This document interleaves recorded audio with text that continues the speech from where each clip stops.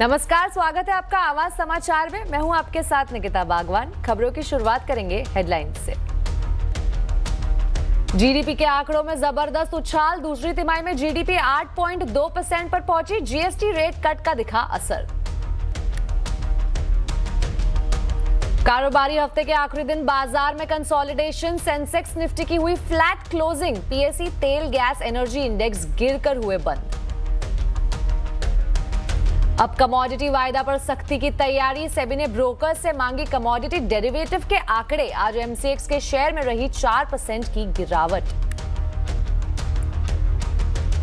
गोवा में दुनिया की सबसे ऊंची राम प्रतिमा का पीएम मोदी ने किया अनावरण। कांसे से बनी है 77 फीट ऊंची प्रतिमा। स्टैच्यू ऑफ यूनिटी बनाने वाले कलाकार राम सुतार ने किया है तैयार। 4 और 5 दिसंबर को भारत दौरे पर आएंगे रूस के राष्ट्रपति पुतिन। पीएम मोदी के साथ होगी द्विपक्षीय मुलाकात। S-400 एयर डिफेंस सिस्टम के नए यूनिट खरीदने पर हो सकती है बात। सुखोई 57 जेट भी हो सकता है एजेंडा में शामिल। लगातार 15वें दिन दिल्ली की हवा बेहद खराब। AQI इंडेक्स आज भी 350 के पार। कल ही हटाया गया था ग्रैप 3। SIR पर पश्चिम बंगाल सरकार के प्रतिनिधि मंडल ने की चीफ इलेक्शन कमिश्नर से मुलाकात। सौंपी जान गंवाने वाले BLO की लिस्ट। SIR पर भी उठाई आपत्ति।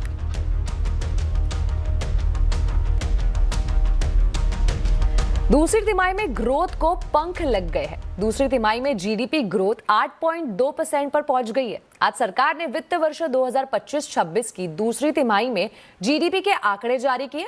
पिछले साल की तुलना अगर करें तो 5.6% से बढ़कर 8.2% पर पहुंची है ये, जबकि पिछली तिमाही में ये 7.8% पर थी। जिन सेक्टर्स में सबसे ज्यादा उछाल देखने को मिला है उनमें मैन्युफैक्चरिंग ग्रोथ 2.2% से बढ़कर 9.1% पर आई है। इलेक्ट्रिसिटी ग्रोथ की अगर बात करें तो ये भी 3% से बढ़कर 4.4% पर है। Finance and real estate growth 7.2% से बढ़कर 10.2% पर पहुंच गई है। अमेरिका के साथ टैरिफ को लेकर उतार चढ़ाव के बावजूद एक्सपोर्ट ग्रोथ जो है वो 3% से बढ़कर 5.6% पर आ गई है। इसके अलावा इंडस्ट्रीज ग्रोथ की अगर बात करें तो इसमें भी 3.8% से बढ़कर ग्रोथ हुई है 7.7% और सर्विसेज ग्रोथ 7.2% से बढ़कर 9.2% पर पहुंच गई है। कैरियर की चीफ इकोनॉमिस्ट रजनी सिन्हा ने जीडीपी नंबर्स को कैसे बताया, आइए सुनते हैं। ओवरऑल अगर आप देखिए तो एक्सपेक्टेशंस था कि अच्छा ग्रोथ नंबर आएगा। इतना अच्छा तो नहीं एक्सपेक्ट कर रहे थे, लेकिन फिर भी हम अराउंड 7.2 एक्सपेक्ट कर रहे थे। सबसे पहले तो थोड़ा स्टैटिस्टिकल इम्पैक्ट है। अगर हम लास्ट ईयर देखें Q2 में बेस कम था जीडीपी ग्रोथ का, तो इसीलिए भी इस बार का जो नंबर है उसको उससे थोड़ा पुश मिला है। सेकेंड, क्योंकि इन्फ्लेशन बहुत कम रहा है इस सेकेंड क्वार्टर में, जीडीपी डिफ्लेटर बहुत लो है, इसके कारण भी उसे थोड़ा जीडीपी नंबर जो रियल ग्रोथ नंबर है उसको उससे भी सपोर्ट मिला है। अलावा भी अगर हम देखें तो बाकी फैक्टर्स भी सपोर्टिव थे ग्रोथ के लिए। ये जो GST rate cut, income tax slabs में जो हुआ था एडजस्टमेंट, ये दोनों फैक्टर काफी सपोर्टिव है कंजम्पशन ग्रोथ के लिए। फेस्टिव डिमांड भी काफी अच्छा रहा था इस साल जो हमने देखा पिछले कुछ महीनों में। इन्वेस्टमेंट इंडिकेटर्स भी अच्छे लग रहे हैं। गवर्नमेंट इन्वेस्टमेंट अगर हम देखें सिर्फ सेंटर का तो काफी स्ट्रॉन्ग ग्रोथ हुआ है। अगर हम ओवरऑल गवर्नमेंट केपेक्स ग्रोथ 40% हुआ है फर्स्ट हाफ में, उसको हम एडजस्ट भी कर ले कि फूड एंड पब्लिक डिस्ट्रीब्यूशन को एक लार्ज अमाउंट दिया गया, अगर उससे एडजस्ट कर ले तो भी ग्रोथ अच्छा आता है अराउंड 29%। अब बात करेंगे आज के बाजार की। कारोबारी हफ्ते के आखिरी दिन बाजार कंसोलिडेशन मोड में रहा है। सेंसेक्स निफ्टी की फ्लैट क्लोजिंग हुई तो वही निफ्टी बैंक की भी फ्लैट क्लोजिंग हुई। मिड कैप स्मॉल कैप शेयरों में हल्की गिरावट दिखी है। मार्केट के ज्यादा अपडेट्स बता रही है कंचन नौटियाल। तो हफ्ते का आखिरी कारोबारी दिन, कल के सत्र में हमने देखा था कि बाजार एक नए लेवल पे पहुंचता हुआ नजर आया। करीब 297 ट्रेडिंग सेशन के बाद तो आज के जो सत्र है उसमें एक मुनाफा वसूली तो डेफिनेटली हमें देखने को मिल सकती थी। ये बाजार ने पहले ही अनुमान लगा लिया था और वैसा ही कुछ आप देखिए आपको होता हुआ दिखाई दिया। निफ्टी फ्लैट क्लोजिंग, सेंसेक्स में भी फ्लैट क्लोजिंग, बैंकिंग की बात करी जाए तो यहाँ पे भी एक फ्लैट क्लोजिंग ही देखने को मिली और ब्रॉडर इंडाइसेस में हमें हल्की फुल्की जो कमजोरी है वो देखने को मिली। इसके अलावा ऑयल एंड गैस में भी जो प्रेशर है वो ऑलरेडी बना हुआ था, आईटी पैक में प्रेशर था। ऑल ओवर अगर हम बाजार की बात करें तो हल्का फुल्का प्रेशर आज बना हुआ था, बिकॉज कल हमें एक रिकॉर्ड लेवल देखने को मिला था, उसके बाद एक प्रॉफिट बुकिंग। स्टॉक्स की बात कर लेते हैं इस टाइम पे। निफ्टी में ऐसे कौन से स्टॉक्स थे जिसने बाजार को सपोर्ट किया है? Mahindra and Mahindra, Sun Pharmaceutical, Adani Enterprises और साथ में आयशर मोटर्स में करीबन 1% का उछाल आज के सत्र में देखा गया है। लूजिंग पॉकेट में देखिए SBI life, Shriram finance, HDFC life और पावर ग्रिड। आप मेजरली देखेंगे तो फाइनेंशियल सर्विसेज के जो शेयर्स हैं वो यहाँ पे गिरावट में आपको ज्यादा आते हुए दिखाई देंगे। तो यहाँ पे एक प्रेशर तो जो था वो बना हुआ था। ब्रॉडर इंडेक्स की बात करी जाए तो यहाँ पे बढ़ने वालों में पूना वाला फिनकॉर्प, एसआरएफ, कल्याण ज्वेलर्स और एमएनएम फाइनेंशियल में करीब करीब 2.5% की जो बढ़त है वो देखने को मिली है। और लूजिंग पॉकेट में astral, NLC India, tube investment और सुजलॉन एनर्जी आज जो है प्रेशर में जाके बंद हुए हैं। तो एक फ्लैट क्लोजिंग हम बोल सकते हैं और कल की बढ़त के बाद आज हल्की फुल्की बाजार में मुनाफा वसूली रही है। देखने वाली बात यह होगी कि मंडे का जो सत्र है वो काफी ज्यादा इंपॉर्टेंट है, क्योंकि आज जो नंबर्स हैं उसका रिफ्लेक्शन हमें, जीडीपी के जो आंकड़े हैं उसका रिफ्लेक्शन जो है सोमवार को आता हुआ दिखाई देगा।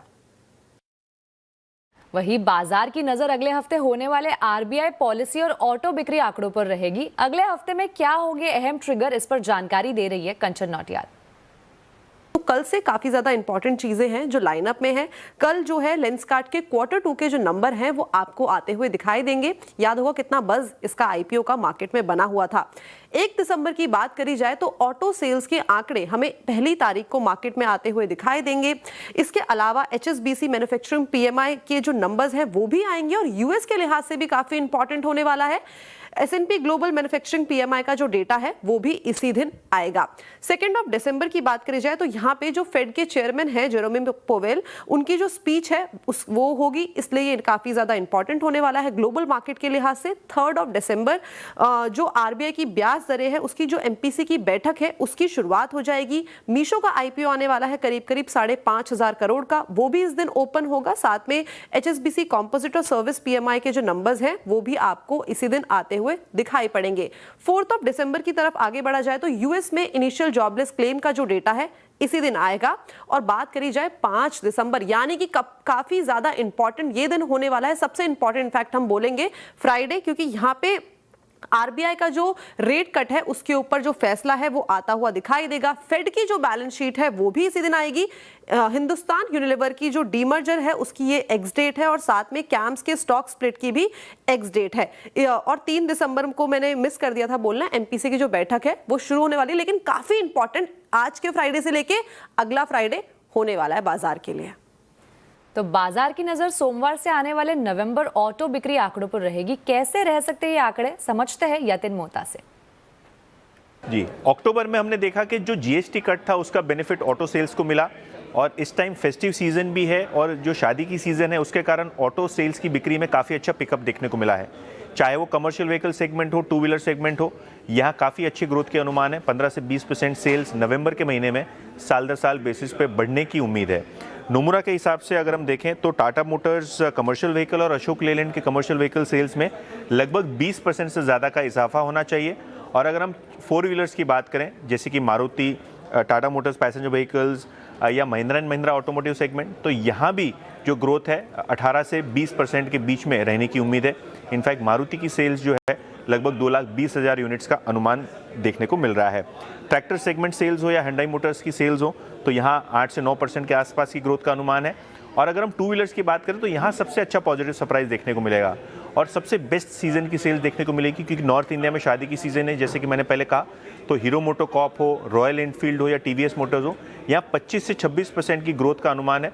और अगर हम बजाज ऑटो की बात करें तो एक्सपोर्ट मार्केट से इतना पिकअप नहीं हुए, बेस हाई है, तो यहाँ भी 8-9% की ग्रोथ का एक्सपेक्टेशन है। तो अगर हम बात करें नवंबर के महीने की तो जो मोमेंटम GST कट ने बनाया है और जो शादी की सीजन है, कहीं ना कहीं ऑटो सेक्टर को उसका फायदा मिलता हुआ नजर पड़ेगा। इस हफ्ते बाजार ने नया शिखर बनाया है और अब बाजार तेजी की तरफ बढ़ चला है। बेहतर जीडीपी नंबर से ट्रिगर मिल सकता है और अगर रेट कट का बूस्टर आएगा तो डबल बोनांजा। ऐसे में बाजार में क्या करें? आवाज अड्डा में इसी पर होगी चर्चा। बाजार अभी भी है मौका। जरूर जुड़िए शाम 7:57 पर।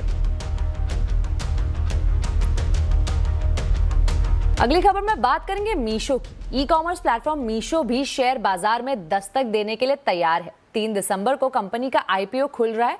कारोबार और ग्रोथ आउटलुक पर सीएनबीसी आवाज ने खास बात की है कंपनी के ऑल टाइम डायरेक्टर और सीटीओ संजीव कुमार और सीएफओ धीरेश बंसल से। मीशो के लिए इस वक्त आईपीओ लाना क्यों जरूरी है? कोई स्ट्रेटेजिक टाइमिंग है? सो आईपीओ हमारे लिए it's extremely important to kind of understand that over the last 2 years, like we have been operating with very good financial discipline. Like हमारा free cash flow positive है, business एक predictable stage पे है, हमारी growth काफ़ी अच्छी है। इस साल first half of this financial year हमारे NMV grew by about 44%, orders grew by more than 50%. So business continues to grow pretty fast. It is free cash flow positive. So we believe like all the goodness that comes with company going public. वो हमें अब सोच लेना चाहिए because like after you go public talent attract करना easy हो जाता है। आईपीओ से जो आप रकम जुटाएंगे उसको कहाँ डिप्लॉय करेंगे? क्या स्ट्रैटेजी है? क्या एक्सपेंशन प्लान्स? जी, तो 3 तरह की चीज़ें हैं जिन पे हम इन्वेस्ट करना चाहते हैं। पहला तो टेक्नोलॉजी और एआई में। जैसा कि आप जानते हैं अभी टेक्नोलॉजी और एआई में काफ़ी चेंजेस हो रहे हैं। संजीव जो कि हमारे चीफ टेक्नोलॉजी ऑफिसर हैं, he has been at the forefront to kind of adopt some of these new technologies, and that is one part जहाँ पे हम इन्वेस्ट कर रहे हैं। दूसरा पार्ट है कि हमारा अगर आप देखेंगे ओवर द लास्ट 2-3 साल यूज़र बेस काफ़ी अच्छे से ग्रो किया है। कंज्यूमर्स और ज़्यादा जुड़ना चाहते हैं हमसे, तो हम मार्केटिंग में भी और स्पेंड करेंगे और इस ग्रोथ को कंटिन्यू करेंगे वहाँ पे। तीसरा है अराउंड टैलेंट, जो कि संजीव ऑल्सो स्पोक अबाउट कि वहाँ पे भी हम इन्वेस्ट करना चाहते हैं। Better more sort of engineers and tech talent that we want to invest, and बाकी जनरल कॉर्पोरेट पर्पसेस।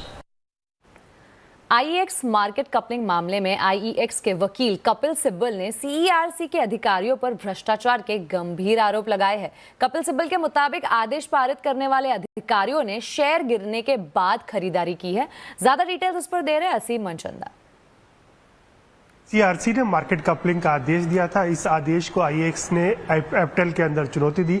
आज जब इस मामले की सुनवाई हुई तो सबसे पहले जो आईईएक्स के वकील है कपिल सिब्बल, उन्होंने सीईआरसी के अधिकारियों के ऊपर गंभीर आरोप लगाया। उनका कहना था कि इसके अंदर काफी ज्यादा ट्रेडिंग की गई, खासतौर पर जिस दिन 22 जुलाई को ऑर्डर दिया गया उसके बाद उनको पता था कि शेयर के अंदर गिरावट आएगी और गिरावट आने के बाद शेयर खरीदे गए और ओवरनाइट 176 करोड़ रुपए यहाँ पर कमाए गए। तो इसने कहा कि इस खासतौर पे कि इस पूरे मामले के अंदर भ्रष्टाचार हुआ तो इसको आदेश को रद्द कर देना चाहिए। तो जो सीआरसी जो ट्रिब्यूनल था उसका कहना था कि ये जो आप आरोप लगा रहे हैं ये काफी गंभीर है, आपको इसको रिकॉर्ड के ऊपर लाना चाहिए था। तो उन्होंने कहा कि अभी सेबी की रिपोर्ट बाद में आई और सेबी की रिपोर्ट के अंदर इसका खुलासा हुआ। तो एप्टेल ने कहा कि आप इस जो सेबी की रिपोर्ट है उसको रिकॉर्ड के ऊपर रख दीजिए, हम इस मामले की जांच करेंगे और जिस व्यक्ति के खिलाफ आरोप लगे हैं उसको भी इसके अंदर पार्टी बनाना चाहिए। और शीर्ष जो एप्टेल है उसने ये भी कहा कि हम ये मानते हैं कि जब तक ये इस मामले की सुनवाई नहीं हो जाती तब तक जिस जो नोटिफिकेशन है मार्केट कपलिंग का वो लागू नहीं होगा। तो अब जो एप्टेल है इस पूरे मामले की सुनवाई जनवरी के पहले हफ्ते में करेगा, यानी कि 6 जनवरी को इस मामले की सुनवाई दोबारा से एप्टेल के अंदर होगी। एमसीएक्स का शेयर आज 4% नीचे रहा है। दरअसल इक्विटी डेरिवेटिव के बाद कमोडिटी डेरिवेटिव पर अब सख्ती बढ़ सकती है। रिटेल निवेशकों के हित की रक्षा के लिए सेबी ने ब्रोकर्स से कमोडिटी डेरिवेटिव के आंकड़े मांगे हैं।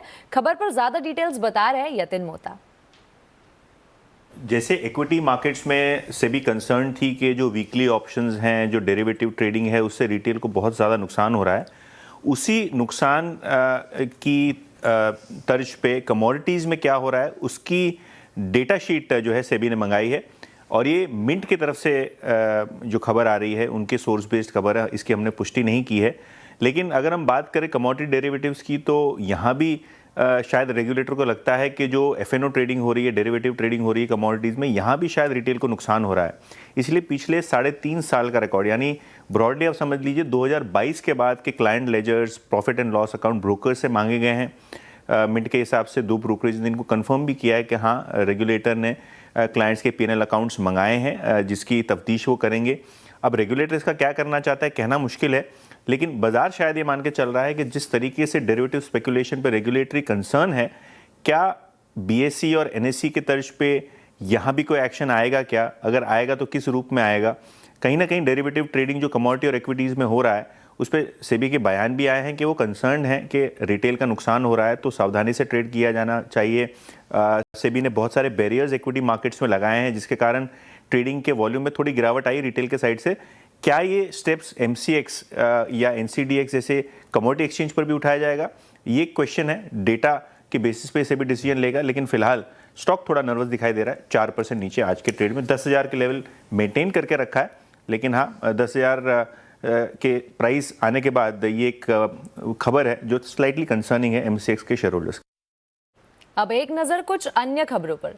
प्रधानमंत्री नरेंद्र मोदी ने गोवा के कैनाकोना में श्री संस्थान गोकर्ण जीवोत्तम मठ में भगवान राम की 77 फीट ऊंची कांस्य प्रतिमा का अनावरण किया, जिसे स्टैचू ऑफ यूनिटी के शिल्पकार राम सुतार ने तैयार किया है। श्री राम की यह दुनिया की सबसे ऊंची प्रतिमा है। कांस्य धातु से बनी प्रतिमा से मठ की भव्यता के साथ क्षेत्र की सांस्कृतिक पहचान को भी मजबूत करेगा। वहीं इस अवसर पर प्रधानमंत्री ने मठ द्वारा विकसित रामायण थीम पार्क गार्डन का भी उद्घाटन किया और साथ ही विशेष स्मारक डाक टिकट और एक सिक्का भी जारी किया।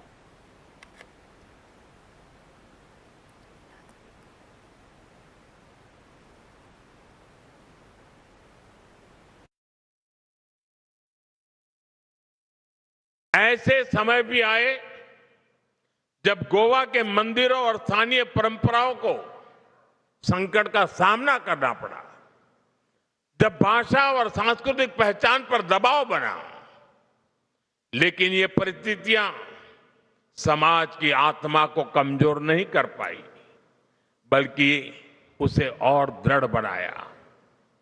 गोवा की यही विशेषता है कि यहां की संस्कृति ने हर बदलाव में अपने मूल स्वरूप को बनाए रखा और समय के साथ पुनर्जीवित भी किया। इसमें पुर्तगाली मठ जैसे संस्थानों का बहुत बड़ा योगदान रहा है। साथियों, आज भारत एक अद्भुत सांस्कृतिक पुनर्जागरण का साक्षी बन रहा है।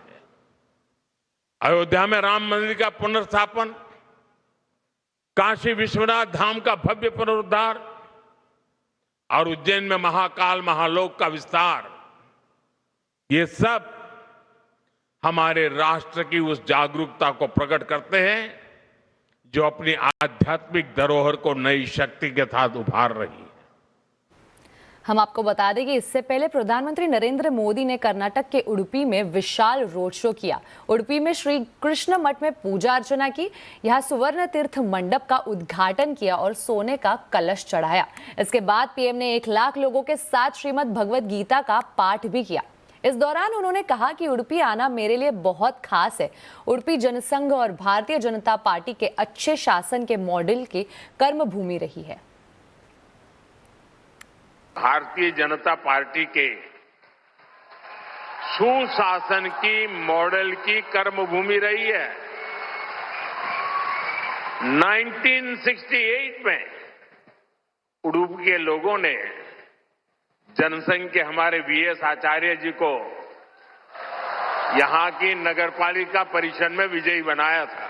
उडुपी ने एक नए गवर्नेंस मॉडल की नींव भी रखी थी। आज हम स्वच्छता के जिस अभियान को राष्ट्रीय रूप देख रहे हैं, उसे उडुपी ने 5 दशक पहले अपनाया था। रूस के राष्ट्रपति व्लादिमीर पुतिन भारत आ रहे हैं। वो 4 और 5 दिसंबर को भारत की राजकीय यात्रा पर रहेंगे। आज विदेश मंत्रालय ने इन तारीखों का ऐलान किया। वैसे ये मौका होगा 23वें भारत रूस वैश्विक शिखर सम्मेलन का, लेकिन दौरे पर वो प्रधानमंत्री नरेंद्र मोदी के साथ द्विपक्षीय वार्ता भी करेंगे। पुतिन की ये यात्रा कई मामलों में खास होगी। इस दौरे भारत की रक्षा खरीद पर अहम बातचीत हो सकती है, खास तौर पर S-400 एयर डिफेंस सिस्टम के नए यूनिट और सुकोई 57 जेट खरीदने पर बात हो सकती है। आपको याद होगा, जब राष्ट्रीय सुरक्षा सलाहकार अजित डोभाल रूस के दौरे पर थे, तब उन्होंने पुतिन के इस दौरे की जानकारी दी थी, लेकिन तब तारीखों का ऐलान नहीं किया गया था। देश भर में SIR को लेकर जारी विवाद के बाद टीएमसी के 10 सांसदों के डेलीगेशन ने दिल्ली में चुनाव आयोग से मुलाकात की। सांसद और आयोग के बीच में करीब 2 घंटे तक चली बैठक के बाद टीएमसी सांसद डेरेक ओब्रायन ने कहा कि उन्होंने SIR प्रक्रिया के कारण लगभग 40 मृतकों की लिस्ट आयोग को सौंपी और 5 सवाल किए, जिनका कोई जवाब नहीं मिला। उन्होंने आरोप लगाया कि इस प्रक्रिया में चुनाव आयोग और अधिकारी जिम्मेदार है। SIR को लेकर विपक्ष लगातार सवाल उठा रहा है। हम आपको बता दें कि विपक्ष 1 दिसंबर से शुरू हो रहे संसद की शीतकालीन सत्र में इस मुद्दे पर हंगामा भी कर सकता है। अगली खबर में बात करेंगे बिहार की 10 लाख महिलाओं को आज 10-10 हजार रुपए मिलने वाले हैं। राज्य सरकार की मुख्यमंत्री महिला रोजगार योजना के तहत बिहार सरकार जीविका दीदी स्कीम के लाभार्थियों को 10,000 रुपए उनके बैंक अकाउंट में ट्रांसफर करेगी। ग्रामीण विकास मंत्री श्रवण कुमार ने कहा है कि पैसे अलग अलग फेज में बांटे जाएंगे और हर जीविका दीदी को इस स्कीम का फायदा मिलेगा। अब तक नीतीश सरकार इस योजना में 1,40,00,000 महिलाओं के अकाउंट में 10-10 हजार रुपए की राशि भेज चुके हैं। सभी लाभार्थियों को 14 दिसंबर तक राशि मिल जाएगी।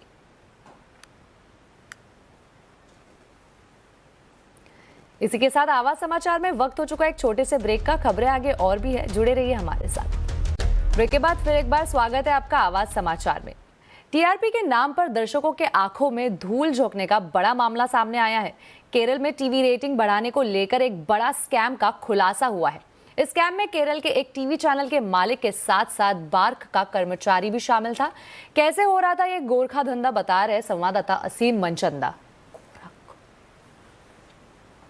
बार्क एक टीवी की रेटिंग मेजरमेंट करने की एजेंसी है। बार्क कई लोकेशन के ऊपर मीटर लगाते हैं और उस मीटर के आधार पर तय होता है कि कौन सा व्यक्ति कौन सी लोकेशन पर कौन सा चैनल देख रहा है, तो उसके आधार पर विज्ञापन की दरें तय होती है। अब केरल में एक बड़ा स्कैम सामने आया, जहां पर कि केरल में एक टीवी चैनल के प्रमोटर ने बार्क के अधिकारी के साथ साठगांठ की, उसको मीटर की लोकेशन पता करने के लिए उसको पैसे दिए और वहां पर उस लोकेशन के आधार के ऊपर वहां पर लैंडिंग पेज के ऊपर अपना चैनल लगाया और अपनी जो टीआरपी है उसको बढ़ाया और उसके आधार पर विज्ञापन लिए। कोई छोटा मोटा स्कैम नहीं है।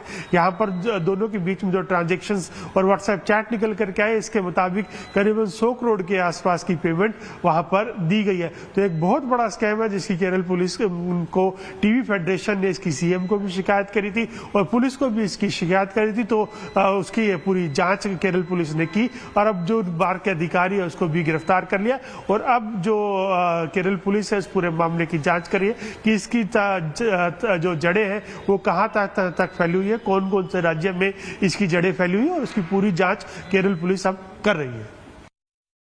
पूरे मामले पर प्रतिक्रिया देते हुए बार्क ने कहा है कि वो एक इंडिपेंडेंट एजेंसी से इस पूरे मामले का ऑडिट करवाएगी। लंबे इंतजार के बाद नोएडा इंटरनेशनल एयरपोर्ट के लॉन्च के लिए आखिरी जो बाधा थी वो दूर होते नजर आ रही है। सूत्रों के मुताबिक अगले सप्ताह एयरपोर्ट को एरोड्रोम लाइसेंस मिल सकता है। इस खबर पर पूरी जानकारी दे रहे हैं रोहन सिंह। जी, करीब 1.5 साल की देरी के बाद नोएडा इंटरनेशनल एयरपोर्ट अब लॉन्च होने को तैयार है। जो सूत्र हमें बता रहे हैं अगले 1 सप्ताह के अंदर इस एयरपोर्ट को एरोड्रोम लाइसेंस दे दिया जाएगा।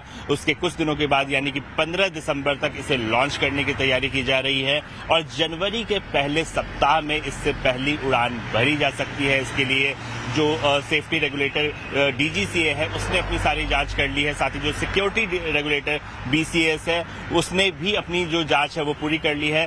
तकरीबन सब कुछ सही पाया गया है। इनकी जांच में सिर्फ कुछ सीसीटीवी कैमरा बढ़ाने की बात कही गई है और कुछ वॉच टावर और बढ़ाने की बात कही है। बाकी जो तैयारियां हैं, रनवे पूरा हो चुका है, जो एटीसी बिल्डिंग है वो पूरी हो चुकी है। सिर्फ कुछ जो लास्ट टाइम की जो फिनिशिंग है वो बची हुई है, जिसको लेकर कल योगी आदित्यनाथ जो उत्तर प्रदेश के मुख्यमंत्री हैं उन्होंने इसका दौरा किया और जो आखिरी समय की तैयारियां हैं उसे फास्ट ट्रैक करने के लिए कहा है। तो कुल मिला के अगले 1 महीने के अंदर हम इस एयरपोर्ट का जो पूरा काम है वो शुरू होता हुआ देखेंगे। अगली खबर में बात करेंगे दिल्ली की। राजधानी दिल्ली में ग्रैप 3 के पाबंदियां हटते ही हवा का स्तर एक बार फिर बिगड़ गया है। दिल्ली का औसत AQI 400 के करीब पहुंच चुका है। वहीं नोएडा, गाजियाबाद, ग्रेटर नोएडा और गुरुग्राम में भी प्रदूषण गंभीर बना हुआ है। इस पर ज्यादा जानकारी दे रहे संवाददाता रोहन सिंह।